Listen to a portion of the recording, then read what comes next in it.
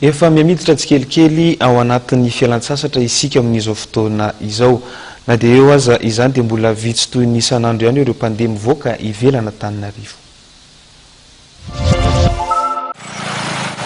Na dia efa miha miditra amin'ny vanim-potoana ny fialan-tsasatra aza amin'izao fotoana izao dia mbola vitsy ny mpandeha eny amin'ireo tobim-piatsonana etsy Ambodivona. Fiara 3 isan'andro no mihazo an'i Tomasina raha ka fiara 2 isan'andro no mihazo an'i Mahajanga isaky ny kooperativa iray tahaka ity tato amin'ny kooperativa KOPFMM ity. Mbola miandry ny fahavitan'ny fanadinana ara-panjakana BEPC sy BAC vita ireo mpandeha raha ny fanamarihana ireo tompon'andraikitry ny kooperativa. Mbola ireo mpanao vary mandeha sy manatanteraka hiraka sy asa no mandeha amin'izao fotoana izao fa mbola tsy misy mpiala sasatra.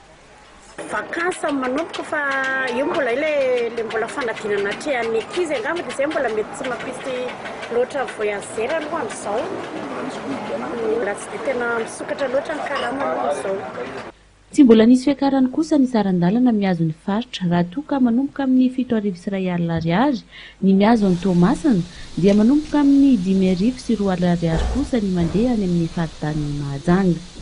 Manantena mpandeha sy mpiala sasatra maro ireo kooperativa amin'ity fotoam-pialan-tsasatra lehibe 7 ambin'ny folo sy 2 arivo ity.